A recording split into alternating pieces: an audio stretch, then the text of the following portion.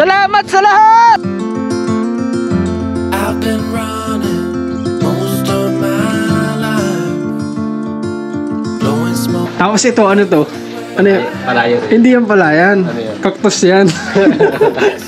Kasi ito naman, di ba? So, cactus yan. Ayan. Oh, di ba? Ito ano to? Hindi cactus, mali ka rin. Ano yan? Bakas yan ng manok. Oo nga, ano, parang palang manok. Ano. Siyempre, sa palayan, nandyan yung manok. Di ba? Tama nga naman. Oh, grabing buko yan. Ano yan? Ano tawag dyan? Buko. Buko pa rin, maliit lang. May laman ba yan? Mini buko.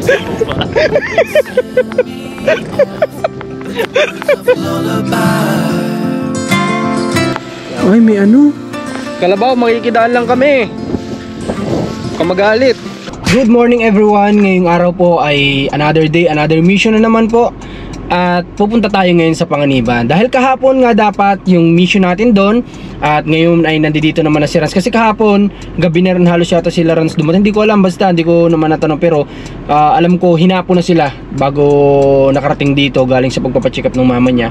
At kinuha na rin ni Rans yung result ni Ate Alpha. Yun, mabibigay na natin kay Ate Alpha yan. Tapos, antay lang namin si Commander kasi may kailangan siyang i-claim na ibibigay natin kay Jericho. At muli, maraming salamat sa lahat ng nanonood pa rin sa mga videos natin, sa mga vlogs natin. Thank you so much po sa inyo. Samahan nyo kami sa biyahe natin o mission ngayong araw. Get some rest. I'm by your side. Lay your head on my chest. Guys, nasa biyahe na kami at sobrang lakas na naman po talaga ng ulan. Pero thanks talaga kay God kasi binigyan niya tayo ng ganitong service na magagamit. Hindi niya tayo inahayaan na mabasa kapag tayo ay nasa mission, di ba? Hindi kagaya dati na talagang nung wala tayong ganito madalas laging basang-basa talaga sa ulan. Kaya napakalaking bagay talaga po ng pinagkaloob sa atin ni God na ito na nagagamit every time na ganito ang panahon. Hindi tayo nagsasakripisyo na laging basa-basa ng ulan, di ba? Kaya thanks talaga kay God. Sobrang lakas ng ulan, no? Grabe. Summer na ba talaga? Last na yata yan. Last na yata to. Tapos sa isang araw ganun ulit. Wala talaga dito sa Bicol talaga. Kakaiba talaga ang panahon. Bago. Pero ayun nga, talagang napakalaking pabor nito para sa may mga tanim. Oo. Kasi kung puro init, di ba, binibigay. Parang yun nangyari sa di ba? Kaya sabi nga blessing ang ulan kasi nga isipin niyo na lang yun nangyari sa California ba yun? Yung nasunog yung forest. Kung yun ay pinaulan talaga ni God, di ba? Nung time na yun, di sana hindi na nangyaring maraming bahay ang masusunog, di ba? Kaya ito ay blessing ito ni God. Pagpasalamat natin tong ulan. Diba? Hindi lang sa tao, hindi lang sa hayop, pati sa mga halaman. Ulan. You and flowers everywhere. Maybe there is a star with your name. One thing I know is that there should be. There is no one who has a heart as pure. No, not like yours.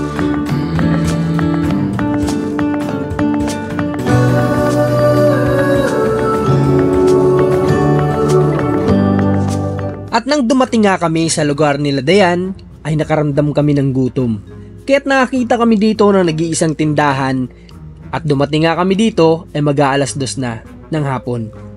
Kaya't nagturo na kami ng aming kakainin at nakita nga namin ang tinapay na ito na maalala ko ay matagal ng panahon ito na uso. Ngunit magbabayad na nga sana ako ay nakita ko na wala pala yung bag ko. Kaya't eto si Rans to the rescue ay pumunta sa ating sasakyan para makuha ang ating bag dahil naroroon nga ang ating pambayad. Madalas kasi ay hindi na rin kami kumakain kapag umaalis kami ng tahanan at kung may madaanan kami na mabibilan ng mga tinapay, ayun na lang amin nagsisilbing tanghalian. At heto nga, akin ang tinitingnan yung wallet na regalo sa atin ng isa sa mga sponsor. Ngunit nagtataka ko tila walang pera at meron pala kahit 100. Life is a winding road. no telling where it goes. Driving through days and nights. Okay, finish na kaming kumain at thanks kay God sa munting binigay sa atin na pagkain ngayong araw. Tinapay at tubig. Grabe, napawi yung gutom. Ewan ko si Rans kung napawi yung gutom. Napawi yung gutom mo? Ha? Wala naman yung gutom mo. Nagsilong ulit kami kasi yan, nakita nyo umulan. Papunta na dapat kami kaso nga biglang umulan. Alam nyo dito sa kung nasan kami ngayon ni Rans. Yan ito. Ito ang isa sa purok dito sa Bicol na high class. Alam nyo kung bakit? Tinan mo, naka-tiles. O, diba? Naka-tiles. Purok lang yan, pero naka-tiles. Tapos meron pa siyang solar light. Diba? Dalawa. Nasaan yung isa? Yun. Ayan o. Kita nyo? Yun. Yan. O, diba? Dalawang solar light. Tapos, syempre, dapat sa purok, hindi mawawala ang mapa. Kung ikaw ba, Rans, ay titingin dito sa mapa, malalaman mo kung nasan. Sige daw. Tingnan mo kung kaya mo. Ha? Ano ibig sabihin yan? Porkipi? Purok? Purok. Tapos yung bahay nila. Isang bahay. Tapos tapos na. Tapos dito na yung tulay. Nandun yung tulay bagaw. Yung tulay na yung maliit. Pwede. Tapos napunta doon sa kabila. Pwede. Tapos ito, ano to? Ano yan? Palayan. Hindi yan palayan. Ano yan? Cactus yan. Kasi ito naman mo, di ba? Oh, cactus yan.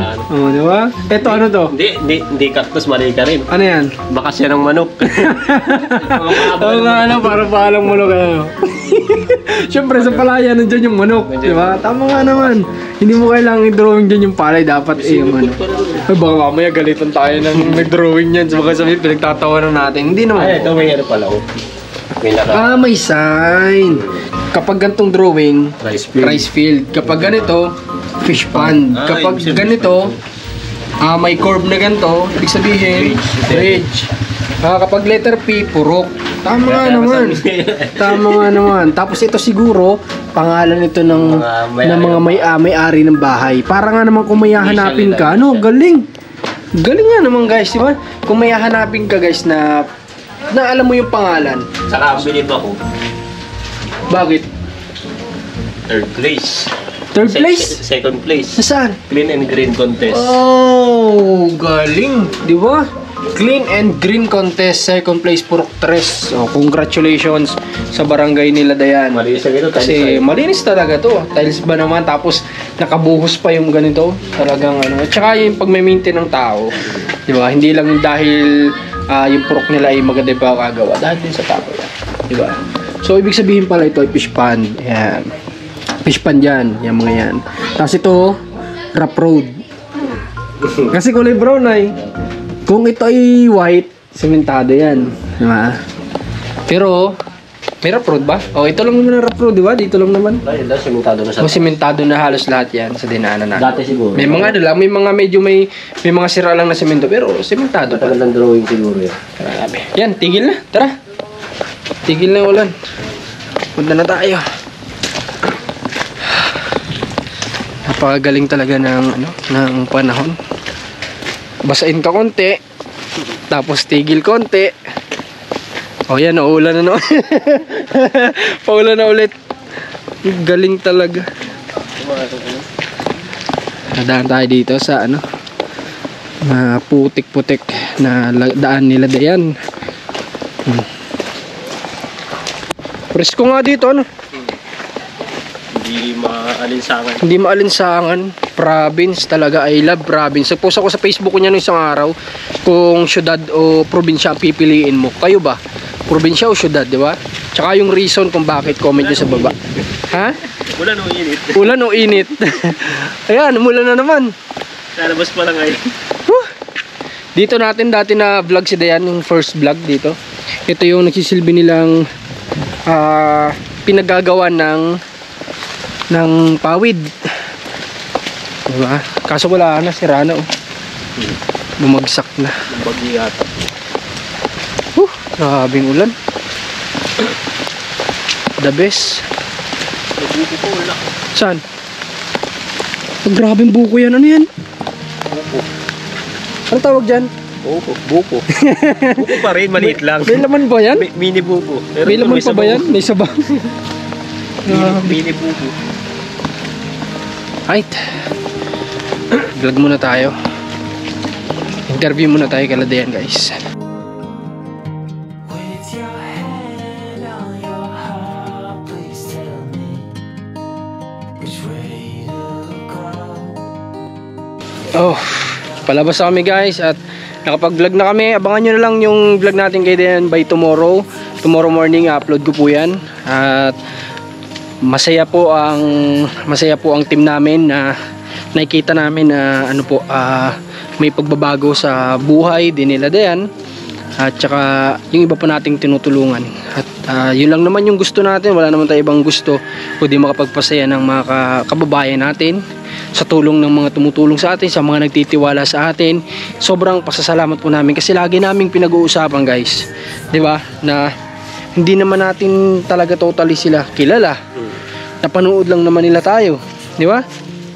Tapos ganun nila tayo pagkatiwalaan ng tulong na gusto nilang iabot. Pinapadaan nila, hindi biro. Oo, hindi biro yun. Kanina nga pinag-uusapan namin ni Commander. Sabi ko, paano ba natin mas maipapakita pa yung transparency natin sa kanila para mas hindi masayang yung tiwalang binibigay nila sa atin. Kaya sabi nga ni Commander, ultimong mga message na gusto nilang ipasabi, sasabihin natin.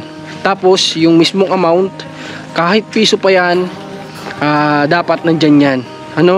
Dapat nandyan yan, may iaabot yan. Kapag sinabing iabot nyo yung buo na yan kasi na yan at walang pinabibili, sige lang. Kasi kaya nga kung minsan din, yung mga bilihan kasi dyan, hindi naman sila kasi madalas na yung nagbibigay ng yung talagang receipt sa mga bilihan, di ba? Ang hirap naman ay ipakita natin yung sulat kamay lang. Kaya din kasing gawin yun, di ba? Kaya mas minsan gusto ko, iabot ko na lang sa kanila ng cash, tapos sila na lang magbili ng pangailangan. At least nakita ng sponsor bilang transparency na inaiabot natin lahat, di ba? Kasi baka mamaya sabihin, baka naman hindi naman worth 1.5 or 2,000 to 5 yung binili nyo, di ba? Baka mamaya yung resibo, may mga ganyan kasi. So iwas lang kami sa ganyan. Kaya sana maunawaan kami ng sponsor kung bakit yung may pinabibili ay hindi namin naiabot. Yun, kung galing sa amin at wala naman kami ibang lulukuhin, kung lulukuhin namin sarili namin, kung sabihin namin worth ganito ganyan, nagsinungaling kami, parang niloko lang din namin sarili namin. Kaya hindi po. Kaya salamat sa inyo lahat. Tara, sakay tayo. Umuulan na naman. Ang sarap sa pakiramdam na na kahit na maulan, nakakakilos pa rin tayo, no? Kasi alam mo yun, kung wala siguro tayong ganito, Nakasilong tayo ngayon sa gitna. baka tayo, nag-aantay lang tayo na tumila yung ulan, di ba? Nauubos yung oras, di ba? Tsaka di tayo nakakapag-video pag gagantong maulan. O kasi unang-una ay maingay. Maingay. Tapos pangalawa, ang iintindihin mo syempre yung pag-ano mo talaga, yung pag-drive mo talaga. Tsaka sa pag-vlog pati natin, yung mga gamit natin mababasa. Mababasa, Mahirap. yun ang pinakang... Tayo walang problema mabasa. Yung gamit. Ligo lang tayo. Wala na yun. Yung gamit, syempre, once na masira, it's either ipapagawa mo, bibili ka ng bago. Diba? Gastusin lang yun. Iwas tayo sa gastusin.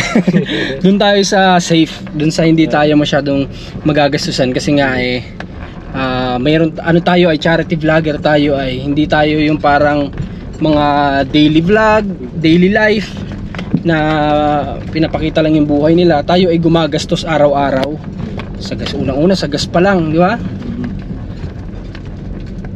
So yun, biyahe tayo. Ang init na sa buksan mo aircon natin. Yan, lagay mo sa gitna. Yan, tapos yung isa. Yan yung itong isa, yan yung fan. Yan, lagay mo sa gitna. Yan.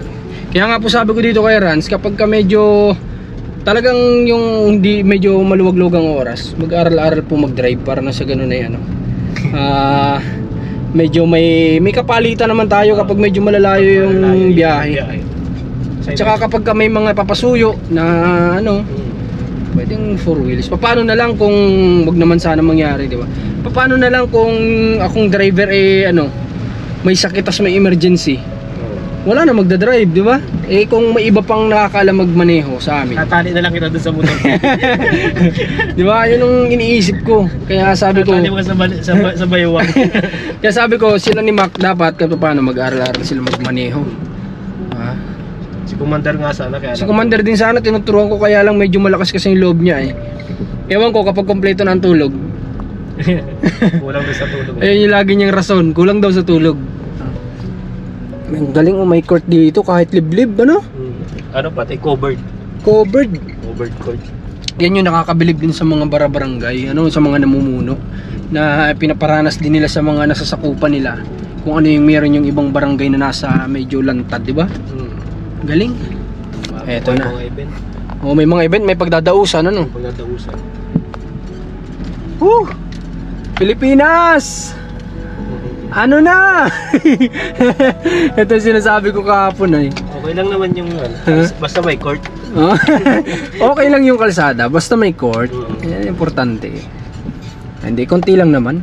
Ayan oh. Nasira na lang yung Nasira na lang kakadaan. Katagalan din. Oh, pero ito, makinis na, oh, di ba? Wala na ito, lahat na halos lahat na ano. Yung iba diyan puto lang talaga, wala pa. Yung iba siguro gawa ng ano ay dadaanan ng tubig. Oh, kaya siguro hindi pa sinisimento ngayon. This is as good a day as any to start the rebuilding of life. The roads that lay open are many when the old one's gone under the knife. And I can feel the sun on my Franz, anong oras dyan sa'yo? Check mo daw. Ang oras po natin Sa buong Kapuluan ay ganap ng alas 3:25 ng hapon. Okay, alas 3:25 ng hapon. So ibig sabihin, maaga pa. Ano? May pupuntahan tayo. Sige. Saan yun? Sige, saan yun? Basta pupuntahan tayo. Isang magandang place. Somewhere down the road. Somewhere down the road. Gawin road. Somewhere in the road. Somewhere in Kapalonga. Nanay nga, sweet. Sila na ano yun, mga sa unahan. Mag-asawa yan. Diba? Magkasama kahit sa ulanan. Oo, kahit sa ulanan. Magkasama, ibig sabihin sa hirap at ginhawa. No? Puntahan tayo guys, ipapakita ko sa inyo. Sayang lang, wala tayong drone sa ngayon. Pero, kahit pa paano ay may papakita ko yun sa inyo. Sayang lang, yung drone kasi natin ay under maintenance.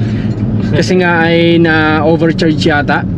Under maintenance pa. Pero, kaya napapansin nyo, ilang araw na, ilang vlog na tayo na hindi tayo talaga nakakapagpalipad. Gusto ko, miss na miss ko na nga magpakita sa inyo ng mga tanawin. Kaso nga lang, under maintenance pa sa ngayon. So, wala munang drone. Pero, maganda pa din naman yung pupuntahan natin. Tara. Mga ilang minuto na lang to, malapit-lapit na. Before tayo umuwi. O nga pala, si Lalay, wala na.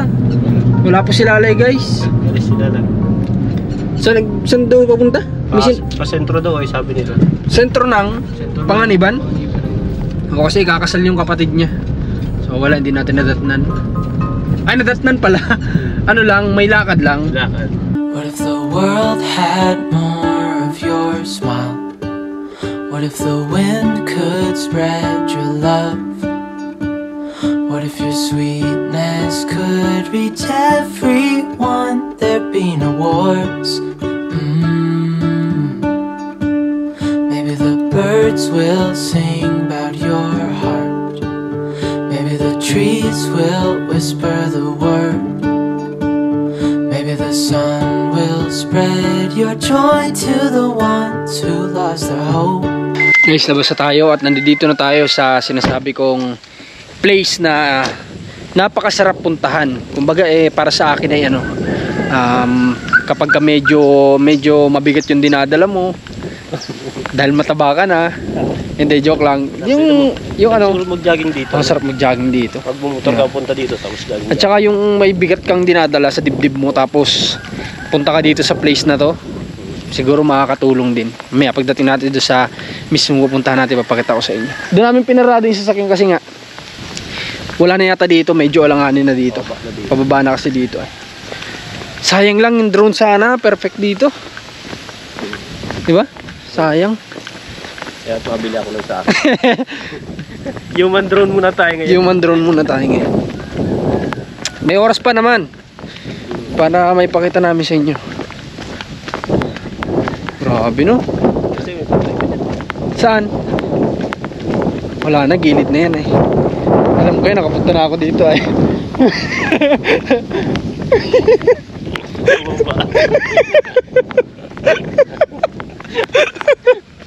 Tandaan. Ito. Yan, daan tayo dito guys. Yan. Hawiin natin. Talahib yata to, Rans. Ay, may ano. May kalabaw, ayun o. Nagtatago.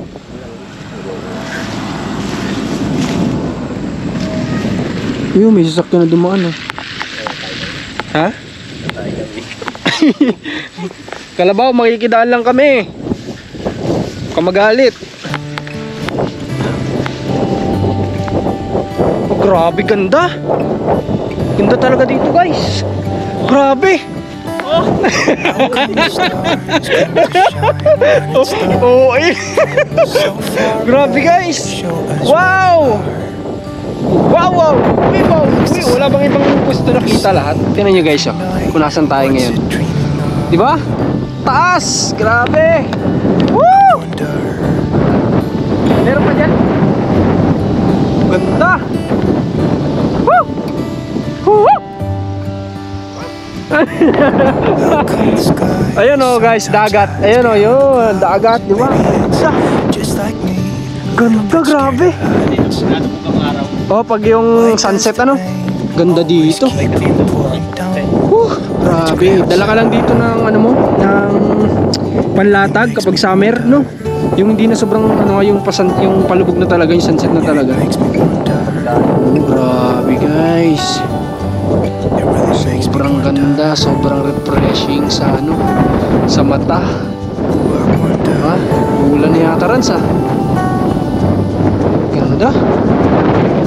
Dito yung tipo na ano, guys, dito yung tipo na kapag may mabigat ka, ito yung sinasabi ko, kapag may mabigat kang problema, punta ka dito tapos sigaw ka lang. So batuin ka dito, diba? Sabi may mag-response sa baba, ingay mo! O ganun, may sigaw ka lang dito, Lord! Salamat sa lahat! O, diba? Tapos may mag-response sa baba, okay lang yan! You're welcome! You're welcome! Ayun lang, umulan na. Wala, nabasag yung ano natin pagpunta natin dito ah. Grabe guys, imagine nyo kapag may drone tayo, may papakita ko sa inyo yung dagat na yun. Tapos yung napapalibutan nitong bundok na to. Diba? Tapos maganda to pag mainit. Kasi kitang-kita mo yung ka-greenan nung ano. Oo, tama. Kasi ngayon medyo ano yan, sinunog? Kinaingin? Gawa ng init. Sobrang init ng mga nakarang araw ano. Yung talagang nag-green talaga to lahat, di ba? Grabe ang ganda nito. Nakarating ako dito guys, parang mga nagsisimula pa lang ako na nag-start na ako sa Kalinga. Nagpunta ako dito noon, way back 2022, ganyan, mga ganon.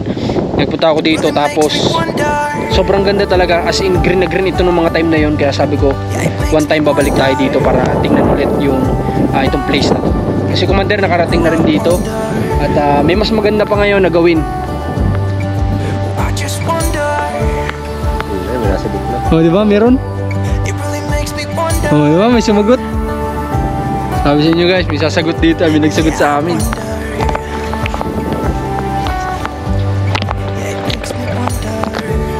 Oh, ganda oh. Oh. Woo! Oh.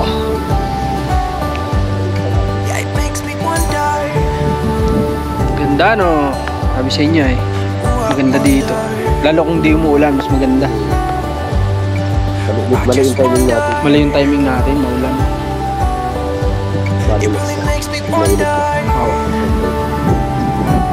Diba paano ngayon?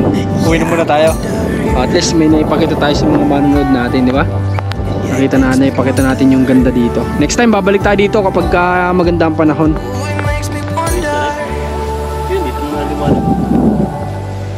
Wala nga rin pagtatayuan. Yung cellphone mo na lang. Ha? Cellphone mo. Ito, papatungan. Alin? Sandali mo dito. Basa man ito, hindi rin kita yung tanawin yan pag nasa baba. Mula na. Balik na tayo sa sasakyan. Basa na tayo oh. Okay lang, at least may nakita naman kami maganda-ganda ngayong araw. Ha, bakit? Wala. Say hi, shout out.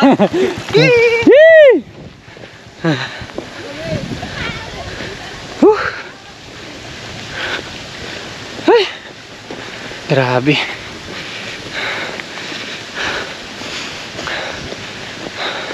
Lakas din ng ano. Ang lakas ng ulan sa banda doon. No?